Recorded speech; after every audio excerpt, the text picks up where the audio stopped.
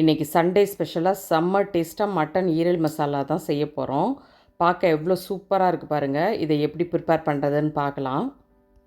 1/2 kilo ஈரலை நல்லா கழுவி எடுத்திருக்கேன். அது கூட 1 டேபிள் ஸ்பூன் இஞ்சி பூண்டு பேஸ்ட்டு சேர்த்து 2 டேபிள் ஸ்பூன் தயிர் சேர்த்துக்கலாம். 1 டீஸ்பூன் மஞ்சள் தூளும் 1 டேபிள் ஸ்பூன் தனி மிளகாய் தூளும் சேர்த்துக்கோங்க. அது கூட கொஞ்சமாக உப்பு சேர்த்து இதை நல்லா கலந்து வச்சுக்கலாம். இது அப்படியே ஒரு 1/2 மணி நேரம் இருக்கட்டும். மசாலா செய்கிறதுக்கு 2 பெரிய சைஸ் தக்காளி, ஒரு 20லேருந்து 25 சின்ன வெங்காயம், ஒரு பச்சை மிளகாய் எடுத்திருக்கேன். இது எல்லாத்தையும் கட் பண்ணி வச்சுக்கலாம். இப்போது கடாயில் எண்ணெய் சேர்த்து எல்லா ஸ்பைசஸும் சேர்த்துக்கோங்க. இதுக்கு பிறகு நம்ம கட் பண்ணி வச்ச சின்ன வெங்காயத்தையும் சேர்த்து நல்லா வதக்கிக்கலாம். வீடியோவை பார்க்குறவங்க நம்ம சேனலை மறக்காமல் சப்ஸ்கிரைப் பண்ணிக்கோங்க. உங்கள் ஃபேமிலி அண்ட் ஃப்ரெண்ட்ஸுக்கும் வீடியோவை ஷேர் பண்ணிவிடுங்க. வெங்காயம் நல்லா வதங்கி வந்துருச்சு. இப்போது 1/2 டேபிள் ஸ்பூன் இஞ்சி பூண்டு பேஸ்ட்டு சேர்த்துக்கிறேன். ஏற்கனவே நம்ம ஈரலோட இஞ்சி பூண்டு பேஸ்ட்டு சேர்த்து கலந்துருக்கோம். அதனால் இப்போ 1/2 டேபிள் ஸ்பூன் சேர்த்தா சரியாக இருக்கும். நல்லா வதங்கின பிறகு கட் பண்ண தக்காளியும் சேர்த்து நல்லா குழைவாகிற வரையும் வதக்கி எடுத்துக்கலாம். தக்காளி நல்லா வதங்கின பிறகு 1 டீஸ்பூன் மஞ்சள் தூள் சேர்த்துக்கிறேன்.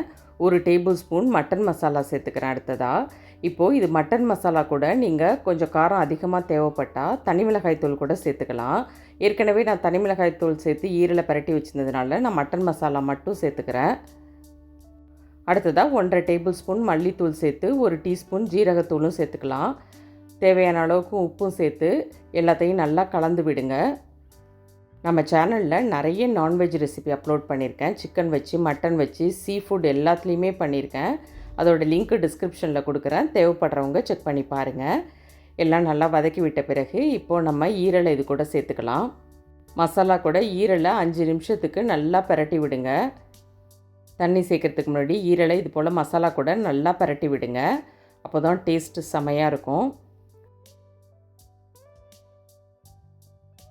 3 கப் தண்ணி சேர்த்துக்கோங்க. அப்போ தான் ஈரல் வெந்து வரத்துக்கு கரெக்டாக இருக்கும். தண்ணி சேர்த்த பிறகு நல்லா கலந்து விட்டுக்கோங்க. உப்பு காரமும் செக் பண்ணி பார்த்துக்கலாம். உப்பு பத்தலைன்னா இந்த டைமில் கொஞ்சமாக சேர்த்துக்கோங்க.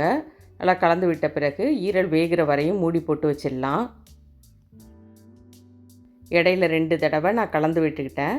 இப்போ ஓப்பன் பண்ணி பாருங்கள். ஈரல் நல்லா வெந்து நல்லா ஒரு திக்கான கிரேவி கன்சிஸ்டன்சிக்கு வந்துருச்சு. ஒரே ஒரு பச்சை மிளகாவை கீரி சேர்த்துக்கோங்க. வாசனைக்கு ஒரு கொத்து கருவேப்பிலையும் சேர்த்து 1 டீஸ்பூன் கரம் மசாலாவும் 1 டீஸ்பூன் மிளகுத்தூள் சேர்த்துக்கோங்க. எல்லாத்தையும் நல்லா கலந்து விட்டு 2 நிமிஷத்துக்கு மட்டும் கொதிக்க வச்சா போதும்.